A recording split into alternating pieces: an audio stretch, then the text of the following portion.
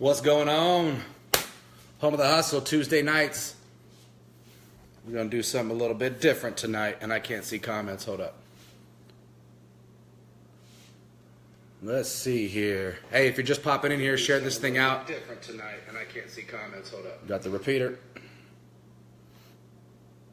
All right, somebody leave a comment so I know that these things are working real quick, because this ain't going to work if I can't see comments. Please, por favor. Come on, Facebook.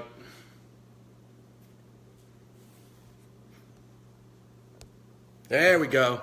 I can see him over here. Sweet. All right. Little bit of a change of plans tonight. What's up, Robert, Brad, Darla, howdy. How you doing? So this was going to be part 3 of Tammy Kling and I's special, but Tammy had to speak at an event tonight. She got invited to a panel. So I figured, what am I going to do? Am I going to grab somebody else? Or I'm going to take the opportunity to do something that I haven't done before. People are always asking me my opinion on random stuff. And so I figured, hey, why don't we just do a Home of the Hustle on that? So whatever it is, whatever topic. What's up, Jason Howland? Sell'll be sold. Baby Beard's in here. Whatever the topic is, don't care what it is. Just put it in there and I'll tell you my opinion on it. It could be something serious. It could be something not so serious. It could be whatever.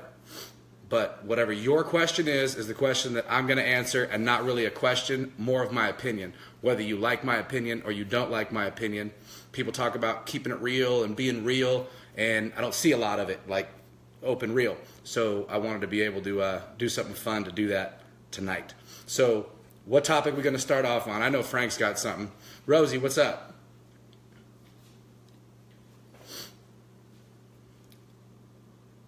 7 of you people hanging out in here. Don't nobody want to know? The topic is opinions are like assholes. Here's mine. What'd you think I was going to do? How do you reach up when everyone is also reaching up? Well, I mean, what you do doesn't affect me. So if I'm reaching up, and everybody's not reaching up. That's like way too general of a statement, right? Not everybody is reaching up. If everybody was reaching up, then you wouldn't have $250,000 being top 2% income earners in the United States, right? If everyone was reaching up, you wouldn't have people that were desperate and didn't know what to do with their life. Make sure I read that question right, because I didn't expect that from you. And the other thing is, everybody's reaching up, but everybody ain't reaching up the same if everybody's reaching up. Everybody's not reaching up the same. You can see from kind of the stuff that we do, if you've been following us or you've been around, or friends or associates or colleagues for the last year, you've seen a lot of stuff happen from reaching up. So what is it, or how is it that we're reaching up that's different than what everybody else is reaching up? So I'd be looking at the people who were reaching up and like getting stuff done by reaching up. What's up, Austin? But I don't think everybody's reaching up. If they were, wouldn't be happening like this. People aren't reaching up the same. That's right, Rosie. All right, what's next? What do we got? Fire them off. Rob Martin said something about onions. I said I don't like onions. What's up, Susan, Mitch? Guys, share this out for me if you could. This could get fun. And everybody's up is measured differently, and it's okay. Because some people are like, I want to be $1 billion, or I want to be $1 billion company, or I want to be worth $1 billion. And like some of them have a big company and they'll probably hit $1 billion, and some of them don't have anything going on. They're talking about $1 billion company. While others are saying, I just want to be able to take care of my kids. I want to be able to take care of my family. I want to be able to have everything covered for them. What's up, Brett Coffee? I want to be able to have everything covered for them, go on some vacations, like get connected with somebody who can get me just enough to get where I want to go, where I'm like comfortable with my life. So everybody's reach up is different. I agree with that. People may say they are reaching up, but that's their opinion. It might not be the same as yours. Exactly. And opinions are like assholes. And that's what this is all about. All right, what's next? What do we got? I got a tablet sitting over here I can read the comments on. Setting goals. Setting goals is a must. But setting goals is not enough. If you set goals and you don't set a plan to get to those goals, it's nothing. It's like reading a bunch of books and not doing anything about it. It's just overloading your brain with information and not actually acting. And it's not enough to just act either, right? You have to act, and then you have to be consistent. You have to be purposeful. You have to have a process and do the math on how to get to that goal that you're trying to get to. And even when in those days when the shit's not going the way that you want it to go, you have to trust the process and continue doing it the same way. You already mapped it out. Now, if you realize that the map that you put together is a bad map and it's taking you the wrong way, don't sit there and try to prove yourself right. If you know, like, inside that it's wrong, you pivot and you move and you go in a different direction. All right? So, again, opinions are like assholes. You don't have to listen to me. Thoughts are being vocal about our dreams and aspirations like myself. You've seen my stuff. Give it to me straight. That's straight. I don't know how to do anything else other than to give it to you straight. What else we got?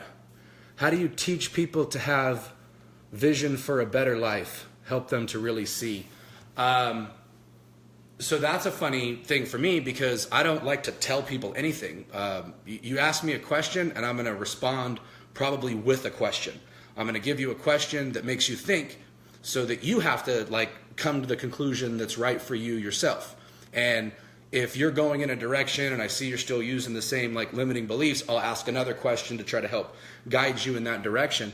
But I have a big issue with teaching people, right? Because I think that we talk about teaching people and you say, this is what you're supposed to do. This is how you're supposed to do it. Like, do this, do that. Where I would rather like inspire somebody from my journey and what I have going on and what I've done and the mistakes that I've made that teaches them maybe how to think, not what to think. That's more, where my thought process is with that. Brian says questions have changed his life. Hey, Brian is a cool dude, new to the network, rolling around. He's doing a 365-day Facebook Live, which is awesome. So go support that guy. And Brett Coffey is exactly right. If your goals only include you, you're not going to get very far. It's like I came to the realization that if you're always chasing money, you'll always be chasing money. And that's not to say that if your purpose is something that requires money, you don't have to necessarily love what you're doing to get that money. But if you're always just chasing money, then that's always what you're going to be doing. And it's like the carrot. You're never going to get there. Right? And that's been my experience. Again, opinions. They're like assholes. What's up, Paul? Robert? Strategize, goals, execute, analyze, tweak, repeat. Yes, I agree with that 100%. All right, what's next? What do you got next? Fire them off. What you want to know?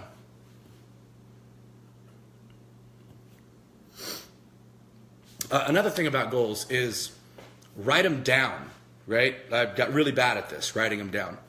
But focus on the process to get there. Like I was talking with my boy Tony, who like really helps me out a lot, and he was saying focus, stay dedicated to the process. And when shit's going south, stay dedicated to the process. Just make sure that you are relatively certain of that process is going to get you to the place that you want to be.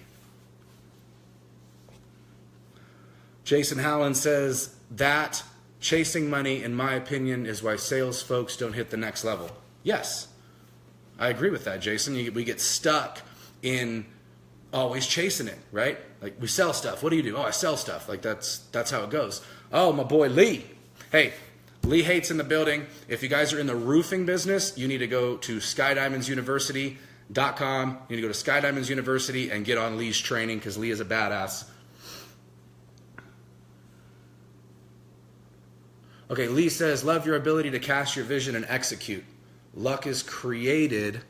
How do you create luck?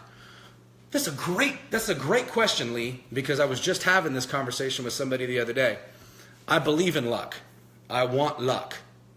I don't rely on luck. I don't go sit at a casino and stick my money in a slot machine. I live in Las Vegas just praying on luck. And how much money can I get praying on luck?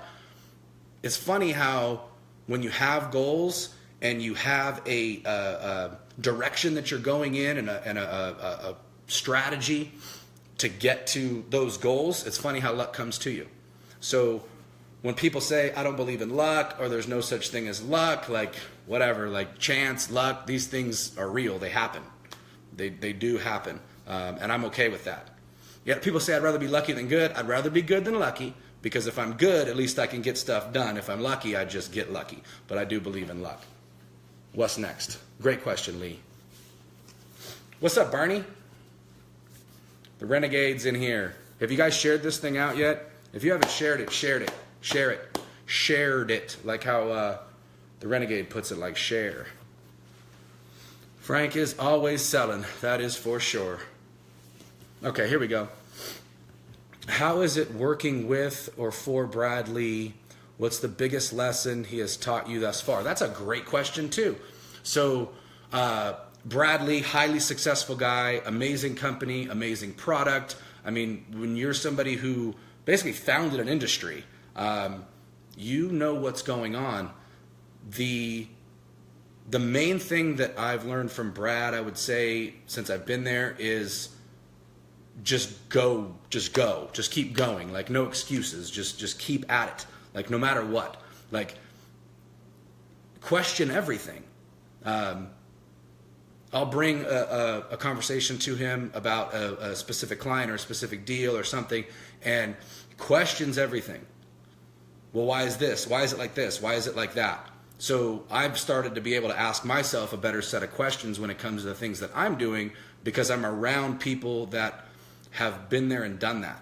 So I put myself into an environment where I could be challenged and where I could be grown, and the result is I am challenged and I am grown.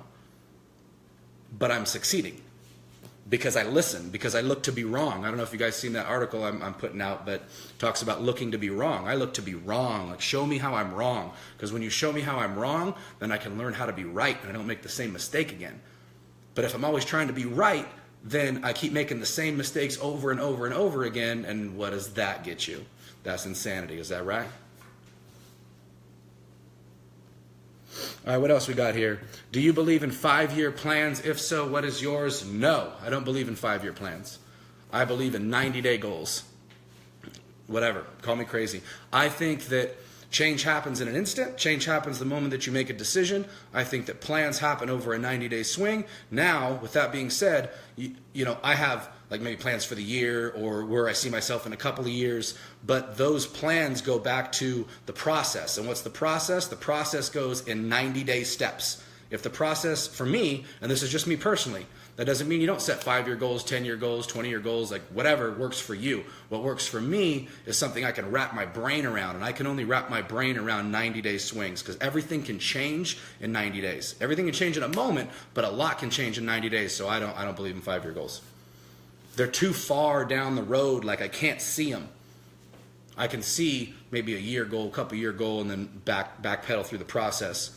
Jenny King's in here. What's up, Jenny? Yes, 90 days is magic. And you know what? I learned that from Brad. You want to know something else I learned from Brad? That actually probably is a big lesson that I learned from Brad, is set a 90-day goal. I was doing this before without even knowing I was doing it. Set a 90-day goal, put your head down, go get it, and in 90 days look up, see if you're where you were supposed to be or where your plan had you, and if it doesn't, then put your head back down and go again. 90 days. It's crazy what can happen, right? What does Tony Robbins say? He says people underestimate what they could do in a year, overestimate what they can do in a year, and they underestimate what they could do in a lifetime. So I want to break that all the way back down into 90 days. I'm starting to get sick. Sorry about the schniffles. Robert says I work on 30-day and 60-day goals. That's awesome. That's probably even better than what I'm doing. 90 days is probably way too far. I don't know what's going to happen in February. I know 10X GrowthCon's in February. I'll be there. What's up, boss lady? Colt's in here. What else we got? What other kind of questions we got? Okay, Rob Martin. Where is the line between confidence and arrogance? Self-awareness. That's the line. That's the line. I think the people that are arrogant know that they're doing too much. I think they know that they're playing a role, and they do it anyway. So arrogance is ignorance, right? Being confident is what we all should be. We all should be confident. If you're not going to be confident in what you're doing, then what are you doing and why are you doing it? That's how I see that. There is a line. But I've dealt with that shit my whole life because I'm very blunt and upfront and forward with what I have to say. Like, there's no sugarcoating it. And I've been called arrogant, but I'm not arrogant. I'm confident. But because I was called arrogant for so long, you stop and you start to reanalyze what you're doing before you do it, before you get your head on straight, because you're listening to too much of this outside information, and the opinion of others should not dictate what you're doing. And for years, I allowed that to do that to me because I didn't want to be arrogant. I don't want to be an asshole, but I don't want to be somebody else either. I want to be me, and I'm confident. All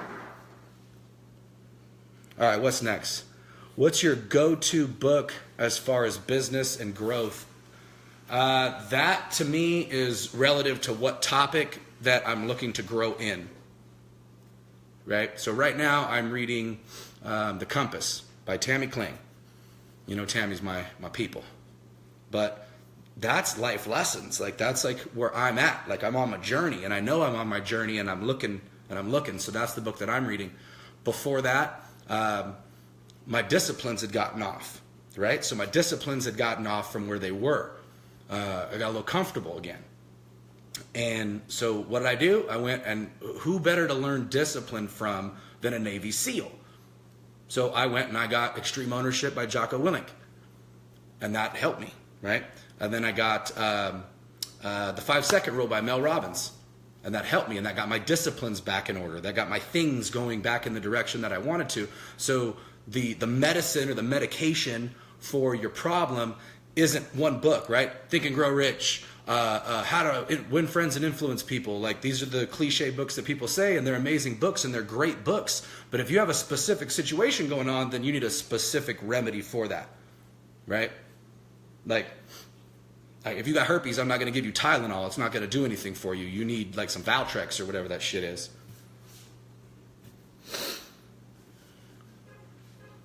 This guy says, oh, dude, like, is this a troll? Because I don't know you. This is amazing. He says he doesn't want to be black anymore. Can you give me any advice? No. You're black. I'm Italian. I'm like brown in the summer and white in the winter. We don't get to pick. He doesn't want to be like me, Mark Wahlberg. Dude, that's so great that you said that. I've been getting that so much lately. Like, if I look like Mark Wahlberg, that's like a good thing because, you know, good things happen to people who are attractive, apparently. All right, what's next? What do you think about using self-deprivation to disharm people? What the hell kind of question is that, Rob? I don't believe in harming people at all. Not at all. I believe in helping people. I don't believe in harming people. What do we got? Yeah, there's so much out there growing all areas that you need. Look, the Pirate Hunter's in here.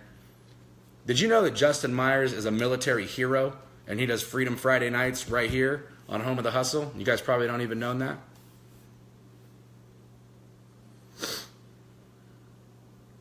What else we got? Come on. I'm not searching through here.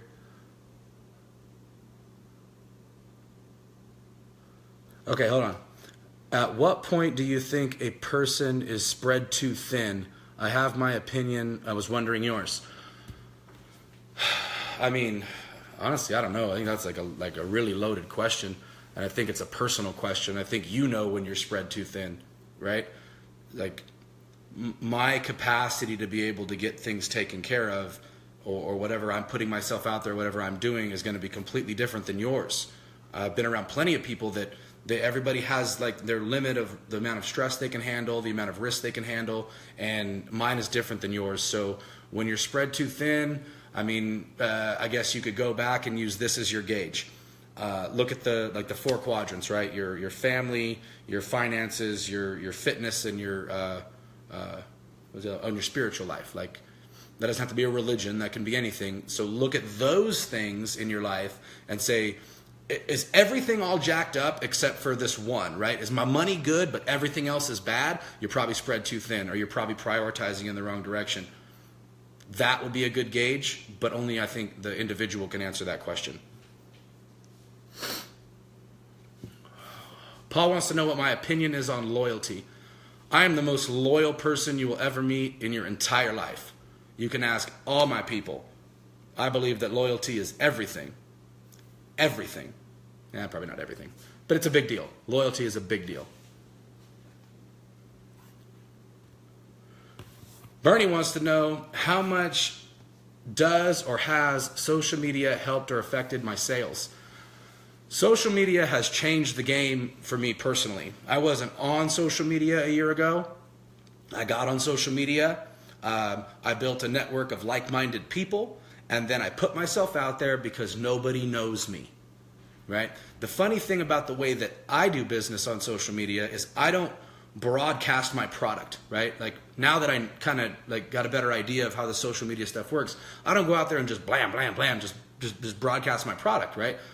You know what I do. You guys all know I work for Lightspeed. You know if you're a subject matter expert, you're a speaker, you're a trainer, you're a coach, you're a business. If you need to train your people, there's nobody better than us to do that. So I don't have to tell you because you already know, right? So I network. I meet people. I give a shit. Like as I engage as much as I possibly can in the amount of time that I can allow to dedicate towards social media. But social media has changed the game completely for me. I went from the only way I could get a piece of business was to go knock on a door, open up, get past the gatekeeper, get to the decision maker, and get the ball rolling that way to get business. Now I can just broadcast who I am and attract the people that are attracted to me. And you might not be even people that are in my market. There's no reason for us to do business, but you probably know somebody that would do business with me, and because you know, like, and trust me because I'm here and I'm consistent and I'm real and I don't sugarcoat everything that comes out of my mouth, you trust me and you'll refer business to me. And guess what? If you refer business to me, you'll make money too. But I don't run around broadcasting that because I don't need to. So, long story short, social media is a game changer. Game changer. If you use it right. Or it's a game ruiner if you use it wrong.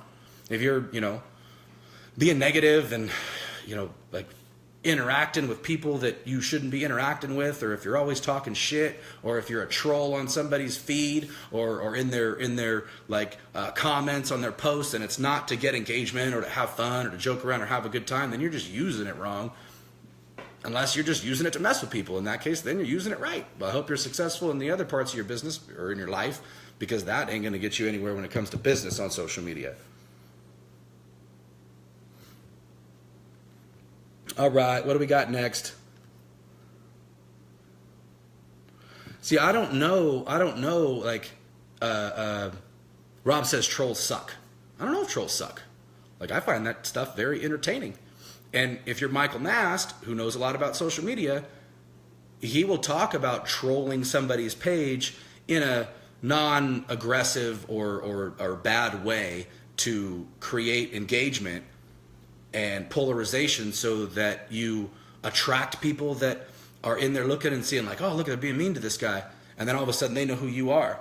Or the opposite, right? So I guess troll is a relative statement.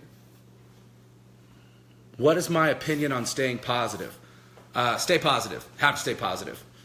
But treat things the way that they are, not the way that you want them to be, or the worst case scenario that you're thinking of, right? Treat things as they are.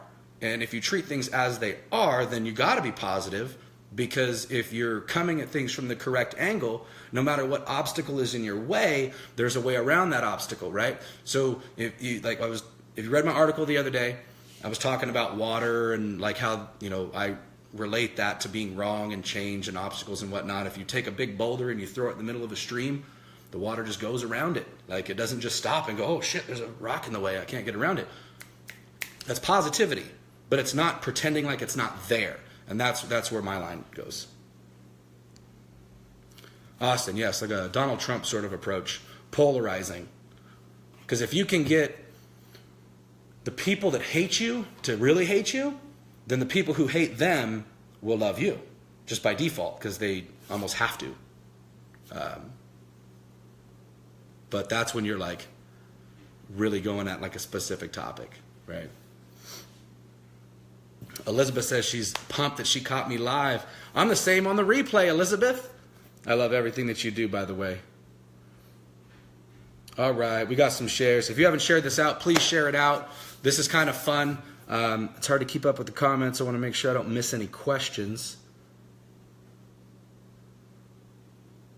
Scrolling through. Somebody drop one.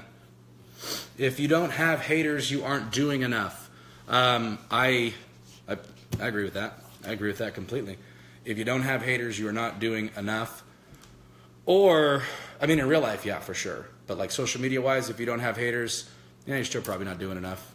Your stuff's not getting shared out outside of your network, and you're going to find them. But that also like is another topic that's great to talk about. Like most of you, me, like we don't have haters. People just might not like you, right? They might not agree with your opinion. You might be different than them, and they don't agree with it. So they don't like you, so they disagree with you. So like that doesn't make them a hater. Like a hater is somebody who just hates you for the sake of hating you. Like they don't have a reason. There's no reason to, show up and slash your tires and key your car and like call your baby mama and cause problems in your life. Like that's a hater. We get focused on haters, and I know why Bernie said that, because Nas talks about you need more haters, and I agree you do. But it doesn't mean that everybody that disagrees with you is a hater. What's up, the friendly flippers in here? You guys want to know how to flip a house? You want to know how to flip a house? Jeremy knows how to flip a house, and he put together a program to teach you how to flip a house. So you should get a hold of Jeremy so you can flip some houses and make some money, because his program is pretty sweet. And Frank likes taters.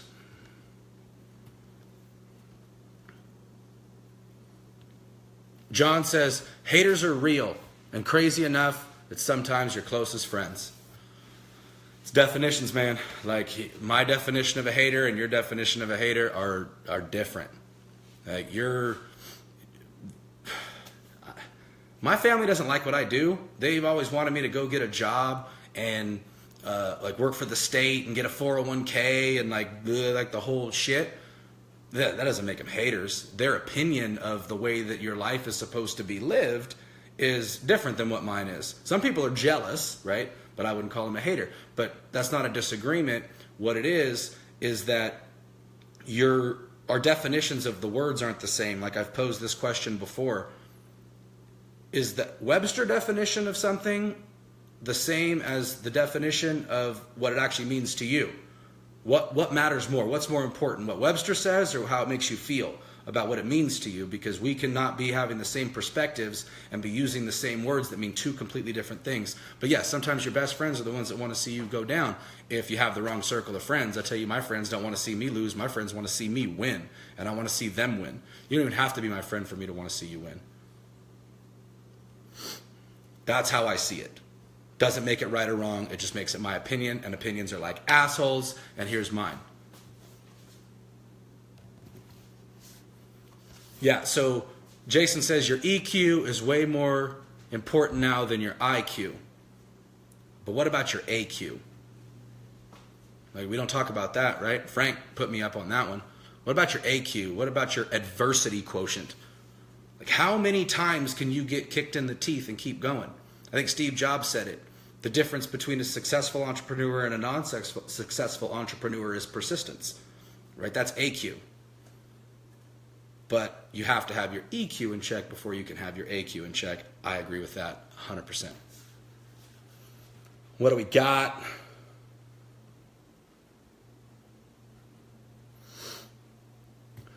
The Renegade, Rob Martin says, I make it a point to stay away from politics, religion, and race on social media.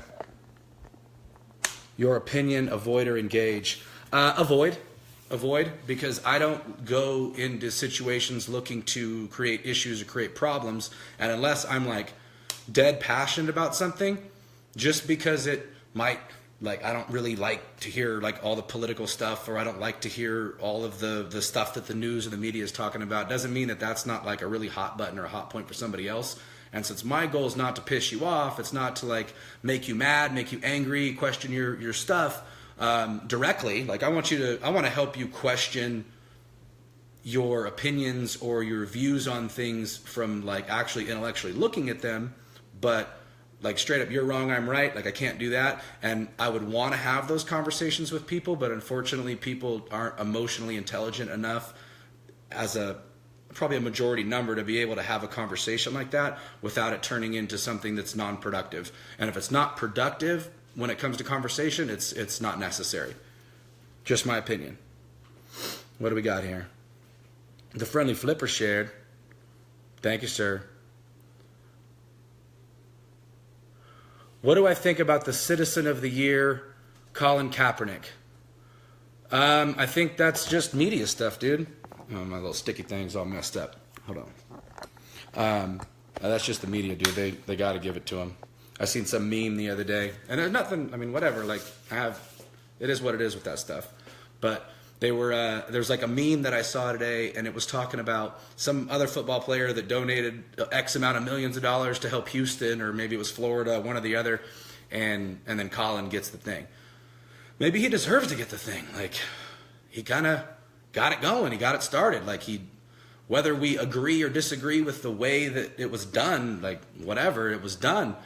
The cause is correct. The intention and the purpose is correct. The delivery method might not have been what I agree with or would want, but at the end of the day, it was effective, and everybody was talking about it. So maybe Colin should get the Marketer of the Year award. Maybe he should get that, because that's marketing. Rosie says, do you believe the early bird gets the worm? Maybe.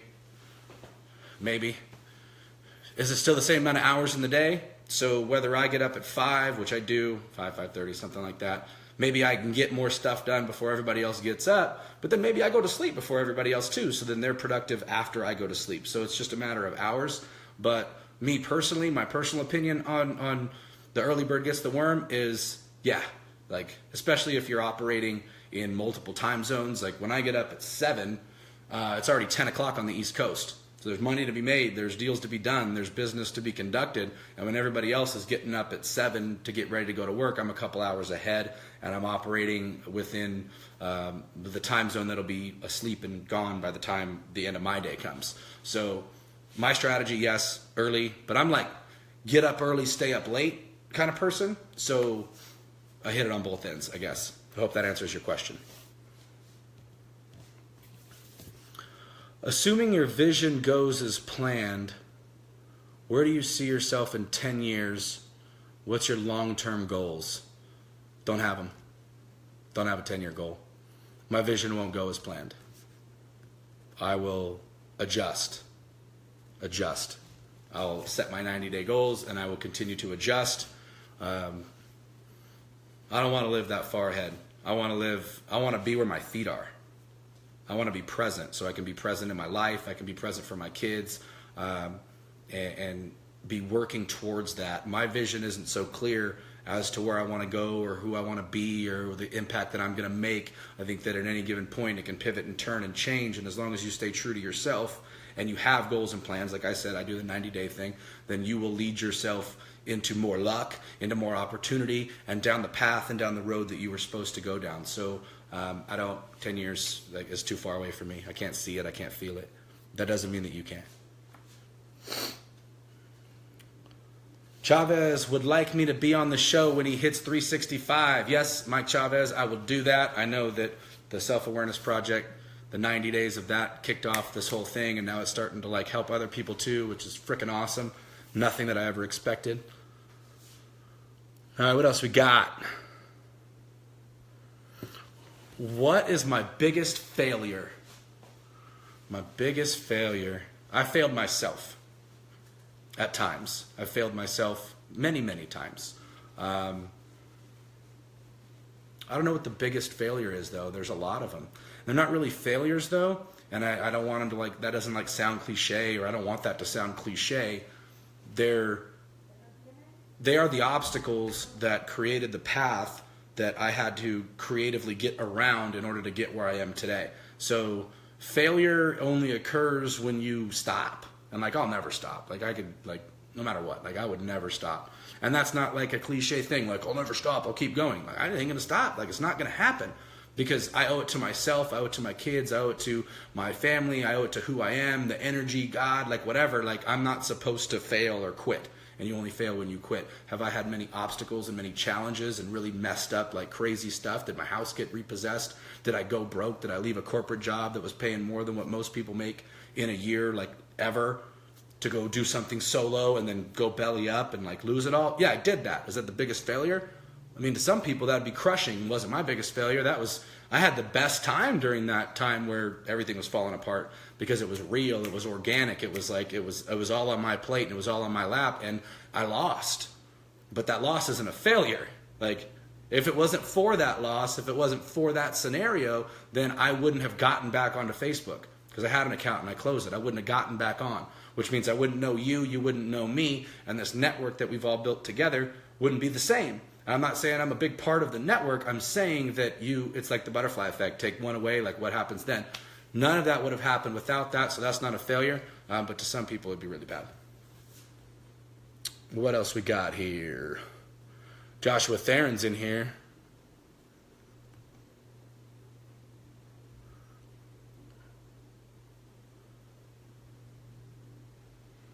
Yeah, I know it's not a cliche, it's the damn truth, but it feels like a cliche. When people say cliche shit, it makes me think cliche. So I go against that and pretty much say the same thing in a way where I try to make it not sound cliche. Some things are just true. There is manifesting, and there's, thoughts do become things, thoughts are things. Like, I get that. It just doesn't make me feel good. John says, what do you think of fear? Fear is a compass. Fear is an indicator that if it's not life-threatening, then it's something that you should be doing, right? Like, I guess there's different kinds of fear. Like, if I fear I'm going to fail at doing whatever I'm doing, that's just an indicator that resistance is that thing that when we're going like in the direction of our goals, resistance is the thing that's like always telling us we can't do it. You can't do it. You can't do it. It's not going to happen. You're not good enough. Like, whatever it is, that's the resistance. That's the fear. Fear is an indicator. Fear is something that is telling you to go get it.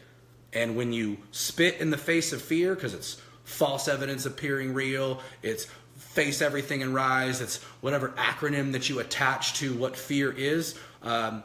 Fear is the amygdala in your brain. It's the fight or flight response that you come up with, because we're built to survive, and anything that's not normal or comfortable breeds fear, and fear can kill you. Like, fear can kill you.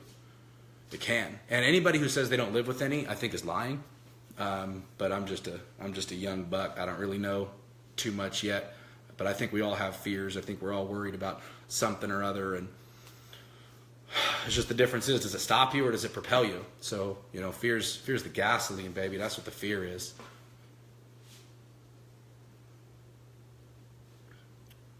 Fear means take action today, every time. That's what Jason Hallen says, and I agree with Jason Hallen. All right, what do we got? What's next? I'm scrolling.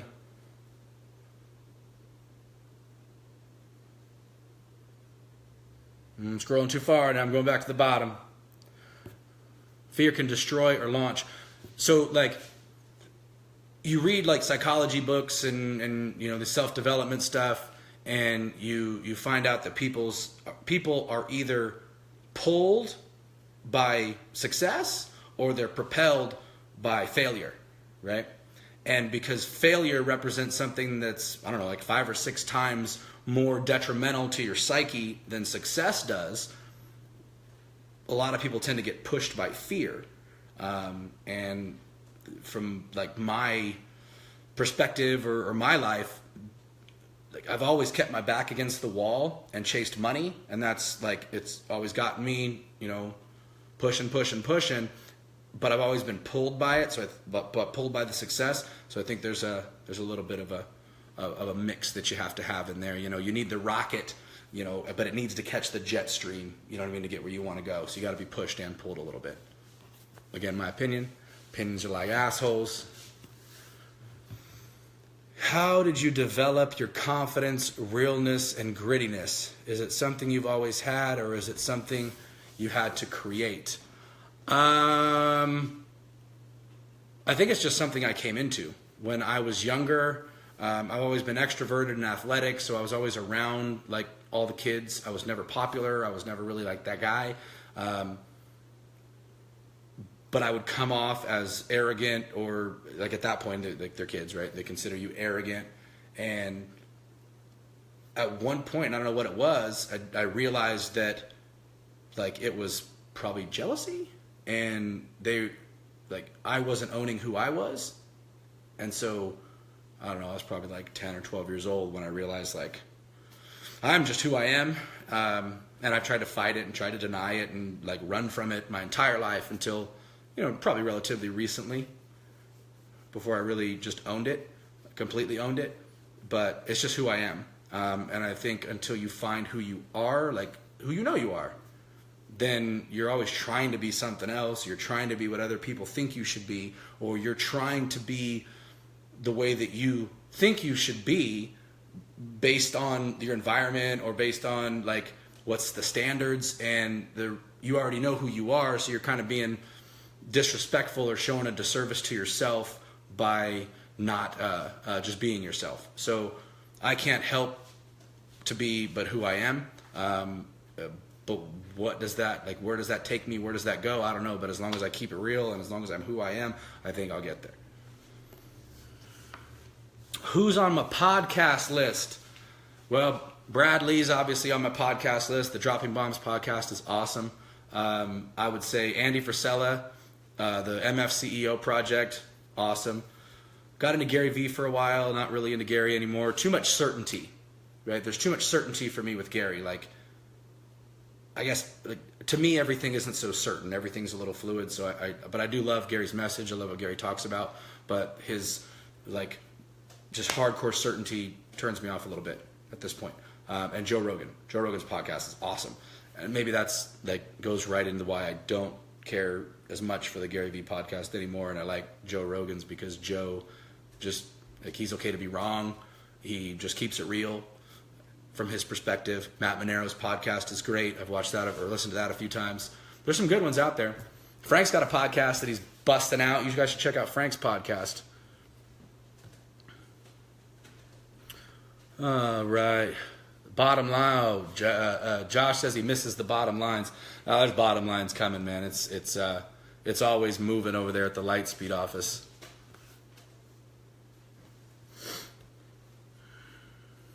Renegade says, if you can't put yourself in check, you'll never get to the next level. I agree with that. And if you can't laugh at yourself, don't worry. Everybody else is. So you should learn how to laugh at yourself. That's a big lesson that I learned, was to be able to laugh at myself.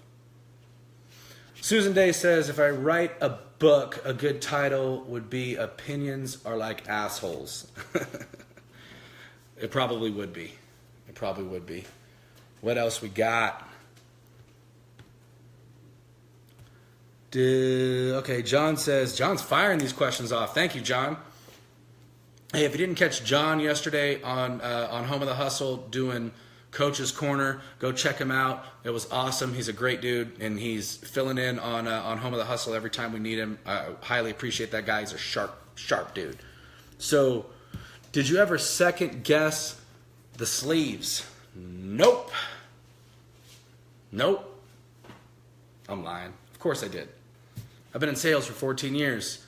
I found myself in scenarios where it was like 113 degrees outside and I had to have long sleeves on because I was in corporate America and I couldn't get in the door unless I had long sleeves on. I couldn't get to the decision maker unless I had long sleeves on. I had to like dress a certain way because I had made that decision. And of course, I questioned like if it was a good idea during those situations, right? When it was like inconvenient to me, but never to the point where it was like, it's like a thought, like, and it's gone. Like, oh, why would I do that? Like, that's not who I am. Like, I'm this guy.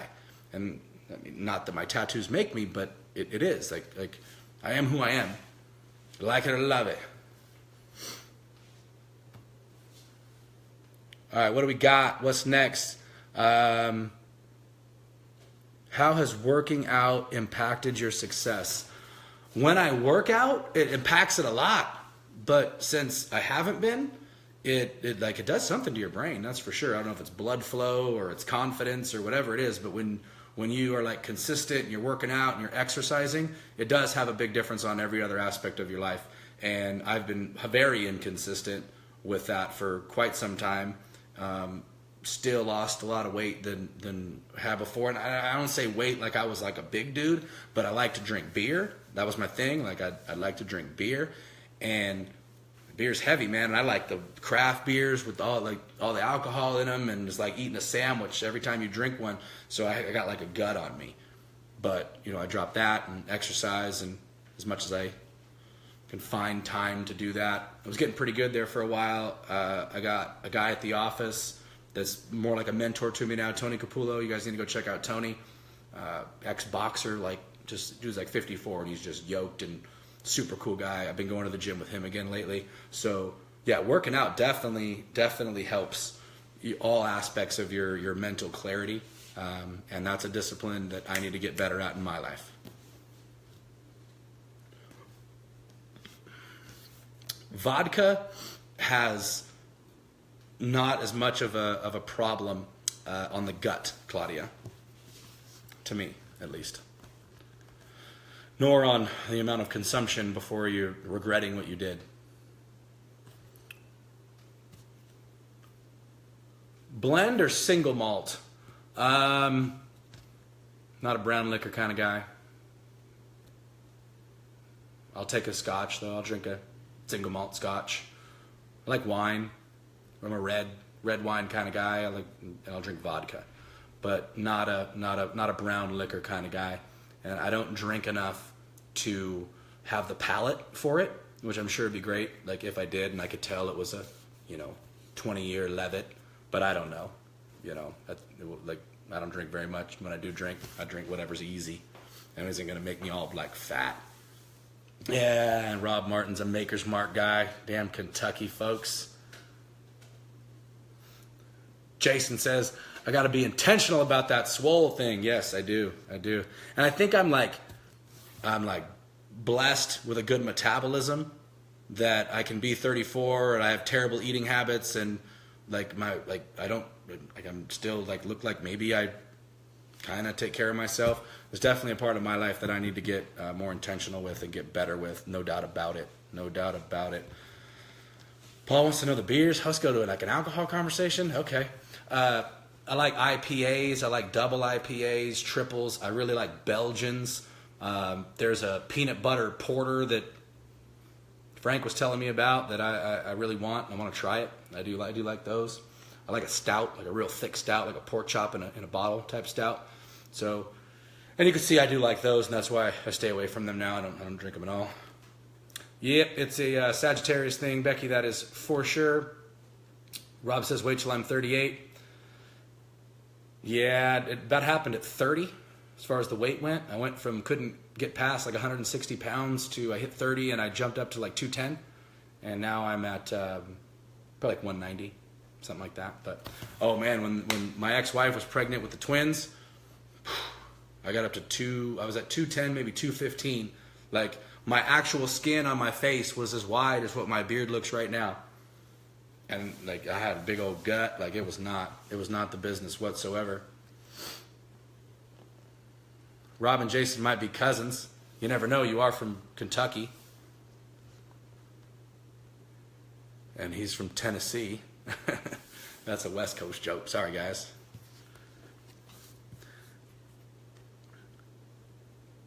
How much do I have wrapped up in my sleeves? Jason says, show my fat pics. I don't got any of those. We didn't take no pictures. I threw the phone away. Not a lot, honestly. My buddy owns a shop, and he's talented. He's good. He's been around a very long time.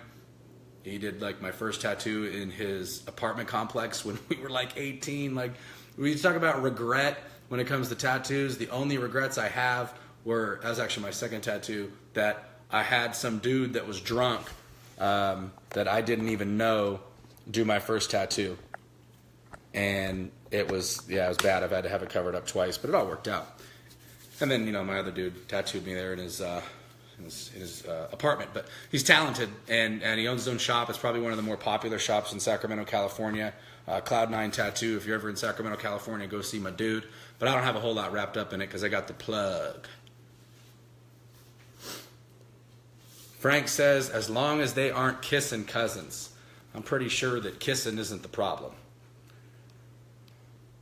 Jason needs to show his fat pics. Man, I hope Jason ain't got no fat pics. All right, what's next? What do we got next? How long have I been on here? Going on an hour. We'll go a couple more minutes if you guys want to go a couple more minutes. If you guys want me to stay on, like put some likes and hearts and stuff up so I know I'm not wasting your time and you're actually getting something out of the opinions that I'm giving you.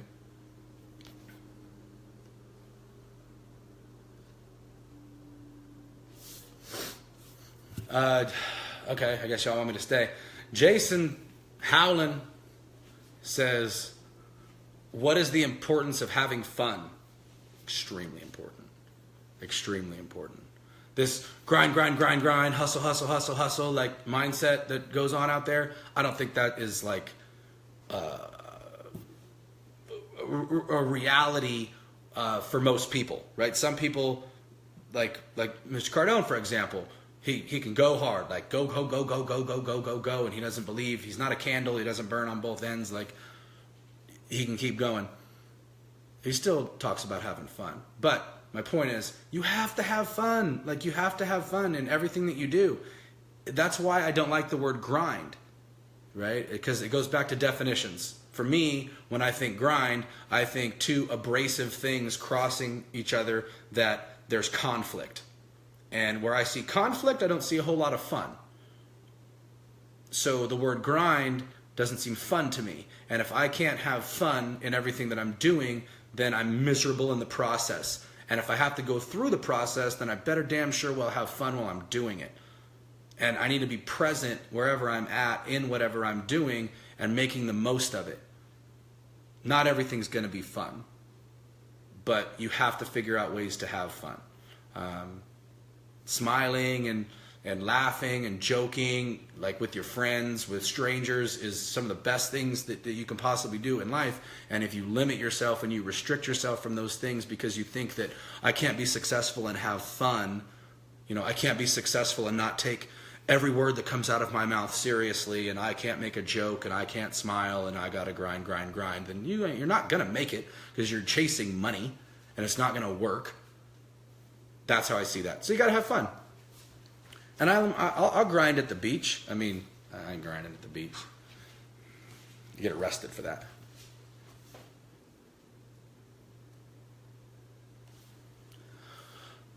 Okay, so when do you think is more important? Okay, what do you think is more important? Inspiration, motivation, or education?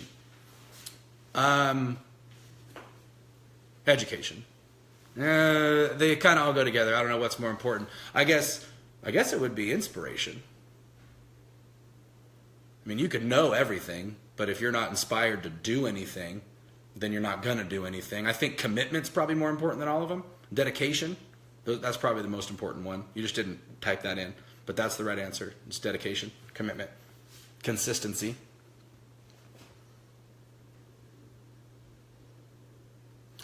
Jason says, what effect on the world that what you do has is the most important to you? I discovered something that I didn't know about myself when I got back onto social media is I started putting out like my opinion. I started putting out how I felt about something and positive, right? Like I am positive. Sometimes it's cynical and sarcastic, but it's intentional.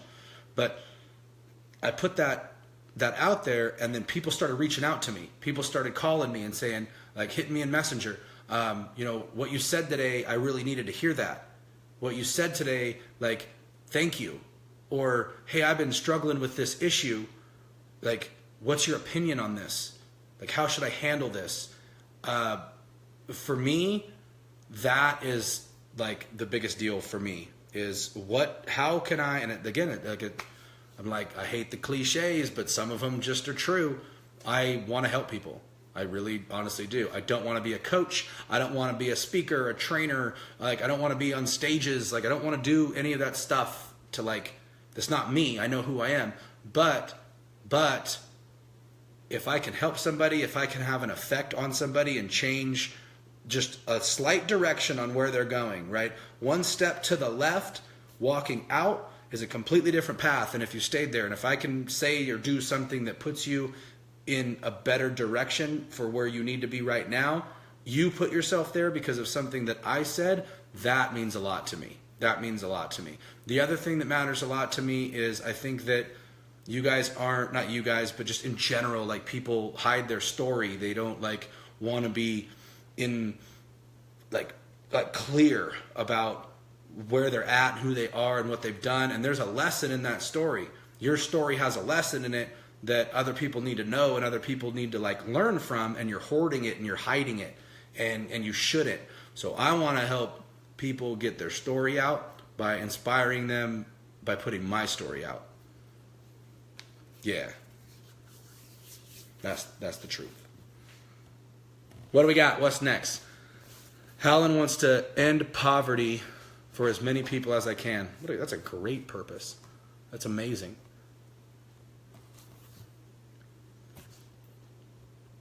Definitely not a bad thing. Colt says, building relationships on Facebook, sparking interest in others. What has helped bring you the most attention? You know what helped me bring the most attention, I think, is being real with people, even saying things that, like, they might not agree with, being open and honest and authentic, and never asking people for money for it. So you guys might not have known me long enough to know about the Facebook group that we started, like, in November of last year, called Break Free Go Live.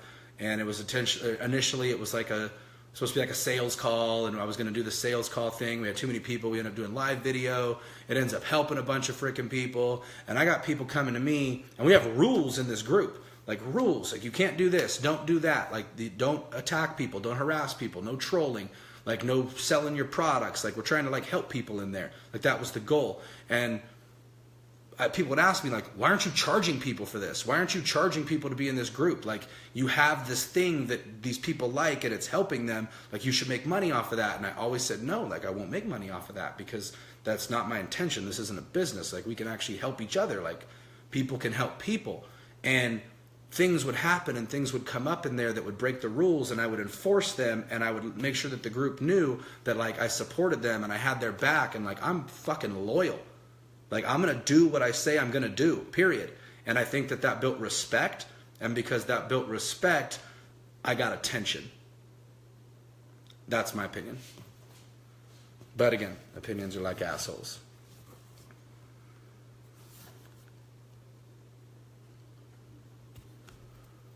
Where can I get that tree?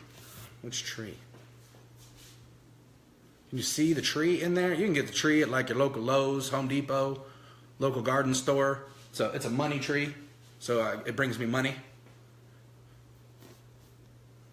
You don't even have to water it very much. It's the best tree for somebody who doesn't water plants. You water it like once a week, once a month. Kathleen says, you're only as good as your word. You are. Nico, what's up, man? I see Nico's in here. I met Nico at the Thrive event in Las Vegas. Nico's a super cool dude. If you guys don't know Nico, go get him. Colt Robinson says t-shirt. Built, not born. You talking about my t-shirt? I do agree with it. That's why I bought it. I'm not like a saying kind of t-shirt guy, but it's true. It's true. Like Tony Robbins said, like, I built this motherfucker, right? I wasn't like this. I wasn't always like this. I had to find me. I had to go out and look up and search up and ask questions and ask myself better questions and built the person that I am today. Like, this did not just happen because. It happened because I made it happen. Because I wanted it to happen. Because I built it. So that's where I stand on that. Beard Nation. Like, you kind of got to comb the thing, don't you? It gets all out of control. Yeah, the beard's coming back. I'm going to have to trim it back down, though, but it is what it is. Favorite food? Pizza or chicken. But I heard chicken gives you cancer so bad now, like, I don't even want chicken anymore. But it's probably pizza or tacos. I mean, I do love me some tacos. And the Pirate Hunter is growing a beard. So now we just got to get some of that Miracle Bro, some of Frank Sell's beard sauce on the Titan and get the Titan a beard. And all of us got a beard. Jason Howland said he was lost for 29 years of his life. Then I started construction.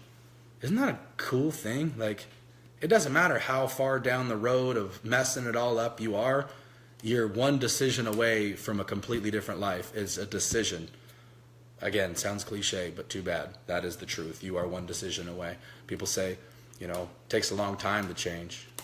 It doesn't take a long time to change. It takes a decision. And that decision happens in a moment. If it actually happens and it's real and you own it, it's a decision and it's done. Done. Then it comes to consistency from there. But what baby beard product am I using? I use the Get Shit Done. That's what I use. The Get Shit Done.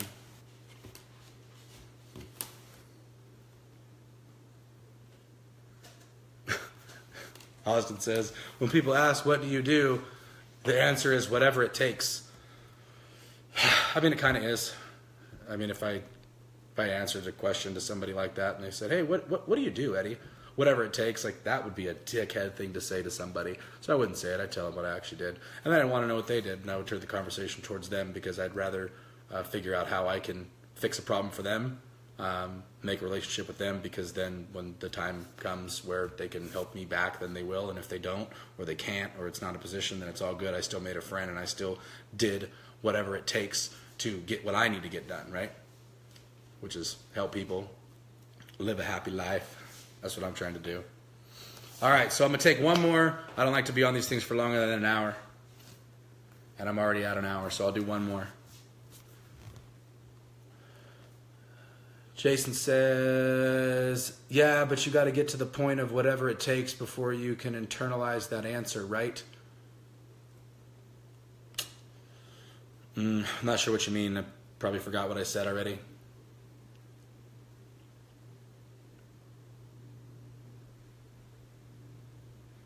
One more.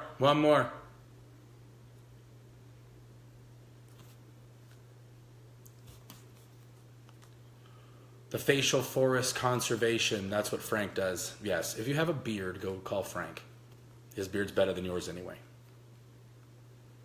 All right. Well, if we got no more, I'm going to wrap it up. I appreciate you guys being here. This was kind of fun. I hope you guys liked it. If you guys liked it, let me know in the comments. Let me know, that you liked my opinion. And maybe I'll do it again sometime. But you guys have a great night. If you haven't shared this thing, share it out. Be sure to come back here. Home of the Hustle tomorrow night is Wednesday, and that's with Frank. And we'll see you guys tomorrow. I appreciate you. Thank you for all your support. Peace.